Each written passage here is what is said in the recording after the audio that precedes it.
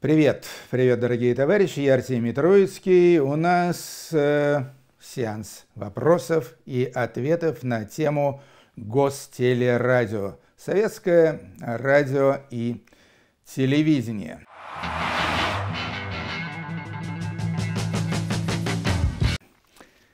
Тема мне близкая.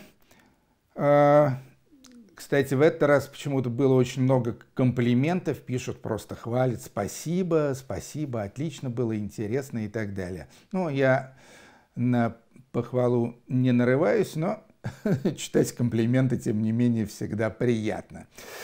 Думаю, что тут меня захвалили, потому что тот редкий случай, когда я говорил сознанием дела.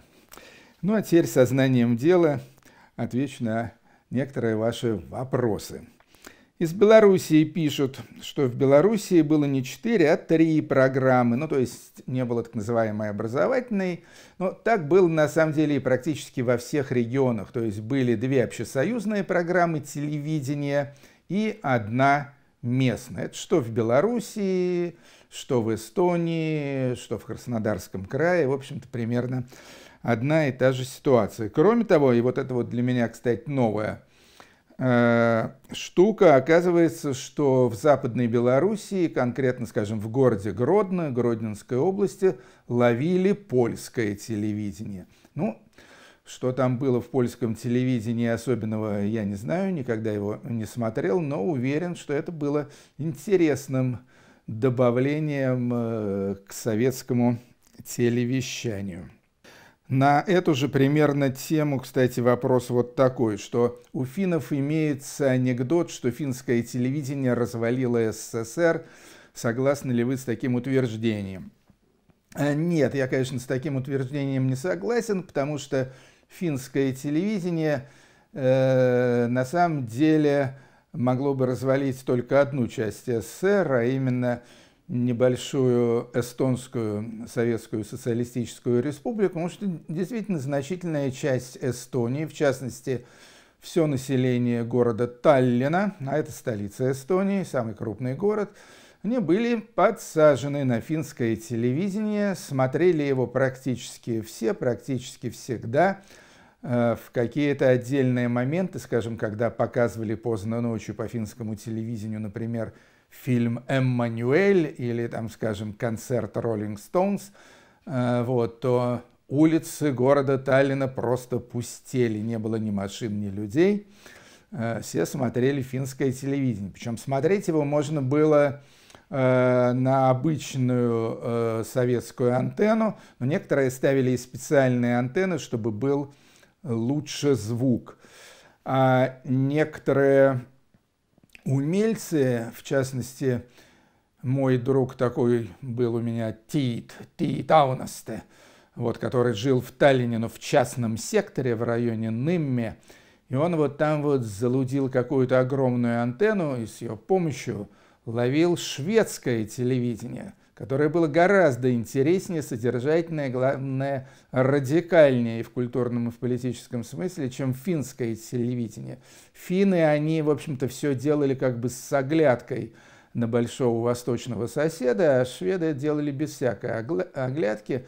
Вот, так что в основном вот всякие ранние пиратские ВХСные видеокассеты, которые крутились в видеосалонах, они как раз представляли записи шведского телевидения, но иногда и финского тоже. Спрашивают про Кашпировского. Ну, дело в том, что вот этот Кашпировский, я уже не помню, Анатолий его, по-моему, звали, вот, он начал свою феерическую телекарьеру в 1988-1989 году, то есть уже во времена перестройки и гласности, которых я практически не касался. Более того, ни одной программы Кашпировского я не видел, потому что в это время, в 1989-1990 году, когда он как раз, значит, вовсю орудовал, причем, кстати, на Первом канале центрального телевидения, вот. Я тогда в основном жил за границей, поэтому вот вся эта чума, а также Алан Чумак, вот, это все как-то прошло мимо меня. Вот. Но вы знаете, естественно, что имеется в виду, что были несколько вот этих так называемых там экстрасенсов, или там, как они назывались, маги, целители, вот, которые с телеэкранов посылали пассы, значит, или там заряжали жидкость в стоящей перед телеэкраном банки. Ну, то есть это, конечно, был полный абсолютный маразм, рассчитанный на крайне наивных зрителей. Вот. Тем не менее, да, это имело огромный успех. Единственное, что могу рассказать про Кашпировского, мало-мальски эксклюзивного, это то, что продвинул Кашпировского такой парень, мой, ну не скажу приятель, а знакомый по имени Леша Митрофанов. Это такой был авантюрист. Потом он стал одним из основателей либерально-демократической партии Жириновского. До этого, до Кашпировского, он был при Джуне, тоже была такая целительница. Собственно говоря, он меня к Джуне затащил, он меня с Джуной познакомил там и прочее, и прочее. Вот, да, а потом куда-то исчез этот Алексей Митрофанов, его старшая сестра сделала какую-то большую карьеру в МИДе, и сейчас там чуть ли не замминистра иностранных дел или что-то в таком духе, не знаю, можете уточнить. Вот, а сам Леша Митрофанов куда-то сгинул. Вот, насколько я так смутно помню, на него завели какое-то уголовное дело, вот, что неудивительно, поскольку паренек на самом деле был крайне авантюрный, крайне нечистоплотный. Вот, вот даже со мной имел отношение, можете себе представить. Ну, в общем, вот так вот. И он же как раз продвигал Кашпировского, по-видимому, тоже на этом неплохо зарабатывая. Говорят, что когда я упоминал певицу Аиду Ведищеву, как женщину еврейского происхождения, запрещенную Лапиным на центральном телевидении, вместо нее показали Наталью Варлей. Ну, на самом деле, да, с одной стороны это ошибка, с другой стороны ошибка не такая уж грубая, поскольку знаменитую песенку про медведей, которые трутся о земную ось, в кинофильме «Кавказская пленница», естественно, исполняет, а также твист танцует на валуне или на пеньке, я уж не помню, Наталья Варлей, а поет эту песню никто иная, как Аида Ведищева. То есть наши ребята, они как бы просто совместили тут двух женщин в одном лице.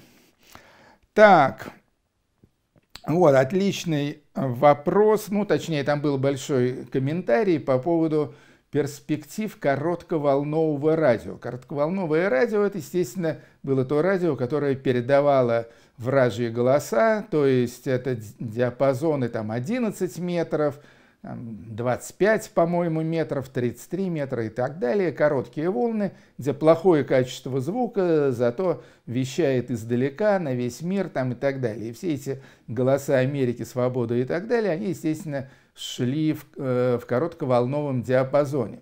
Сейчас там ничего нет, и я считаю, что это категорически неправильно. Особенно теперь, когда начинают в Российской Федерации вырубать интернет, вводить там всяческие прочие цензурные ограничения. Вот как раз сейчас, по-моему, самое время запустить по новой радиостанции на коротких волнах. По-моему, это было бы очень и очень правильно, тем более, что вот все эти приемнички, ВЭФ, спидолы и так далее, у кого-то, может, даже и грюндики, с тех пор вполне могли сохраниться. И берешь, настраиваешься, значит, на какой-нибудь там Deutsche Welle, вот, и слушаешь, значит, всяческую дефицитную информацию. Вот. Я, кстати, об этом говорил даже некоторым нынешним вещателям западным, вот, но как-то, по-моему, они всерьез эту идею не восприняли, а зря, совершенно напрасно. Так, Просит рассказать, но это не по теме, про БАМ и комсомольские стройки. Ну, я не знаю, я на БАМе не был, люди туда ездили в основном деньги зарабатывать, насколько мне известно. Значит, ну вот конкретно БАМ особой пользы советской экономике не принес. Прочие комсомольские стройки, ну, какие-то были более полезны, какие-то менее полезны. Вот, все они, естественно, сопровождались огромным таким пропагандистским воплем, вот, что вот комсомольцы, добровольцы там и так далее. Вот, вспоминали там освоение целины, подвиги комсомола во время Великой Отечественной войны и так далее. Ну вот теперь тоже есть в нынешней советской застойной жизни, тоже есть место подвигу, езжайте-ка, ребята, на БАМ. На эту тему были там, естественно, всякие фильмы, всякие песни, вот, но это уже как бы конец 70-х годов, и песни уже писали всякие халтурщики. Каких-то таких вот эффектных, прям духоподъемных песен про строительство БАМа что-то я не припомню. Вот. Зато помню всякие малоприличные частушки, типа «Приезжай ко мне на БАМ, я тебе на рельсах дам, пусть потешится пизда, пока не ездят поезда». Вот, пожалуй, лучшее произведение о БАМе, которое я могу вспомнить.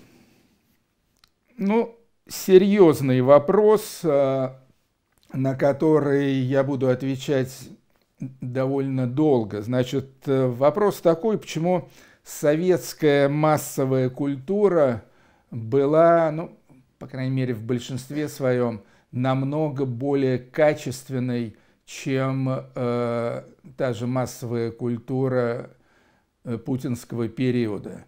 То есть, условно говоря, почему вот там эстрадные песни советские, там все эти Пахмутова, Островский, Тухманов и так далее, почему это было гораздо лучше, чем нынешняя попса пропагандистская. Ну, то же самое касается и кино, и литературы, и вообще всей культуры.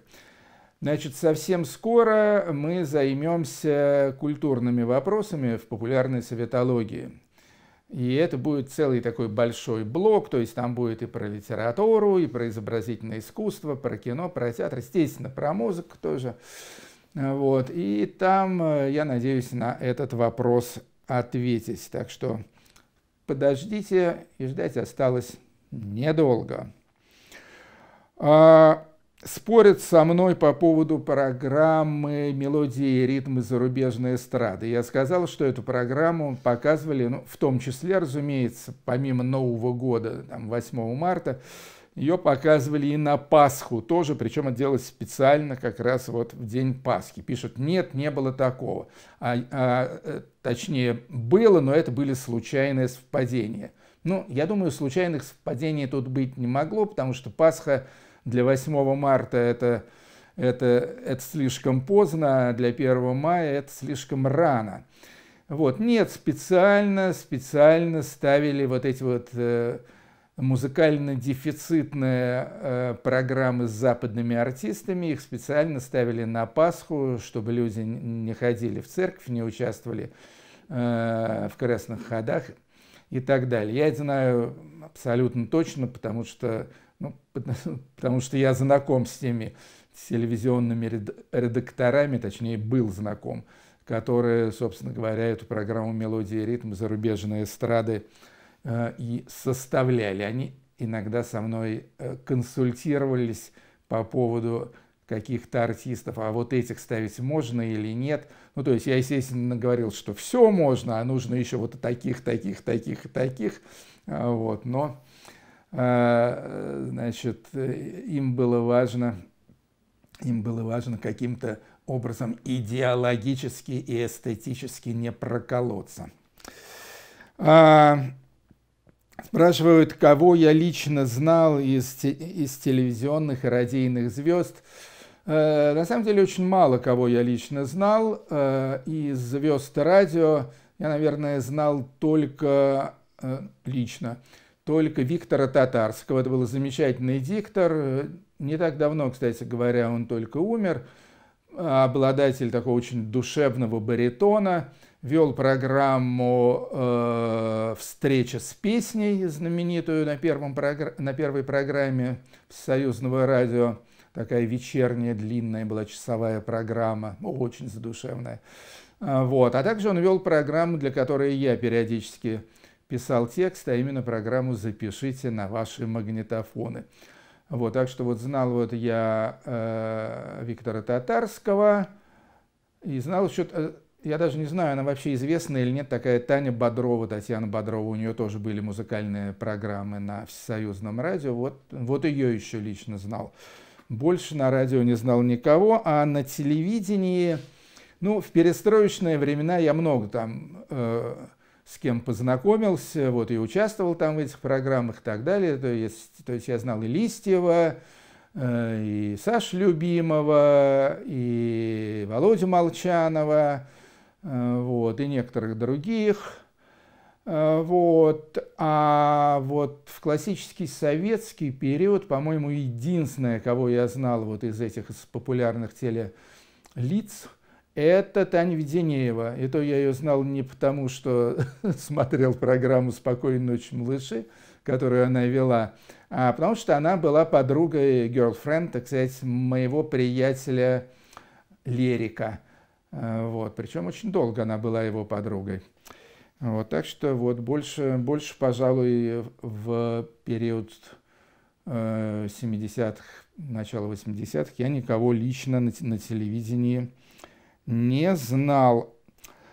То есть с некоторыми познакомился потом, в частности, с Сергеем Капицей я познакомился потом, и он потрясающий совершенно человек, произвел на меня очень сильное впечатление. Мы с ним общались там вплоть до нулевых годов. Юрия Сенкевича тоже с ним познакомился, устраивал ему там всякие расспросы по поводу его путешествий.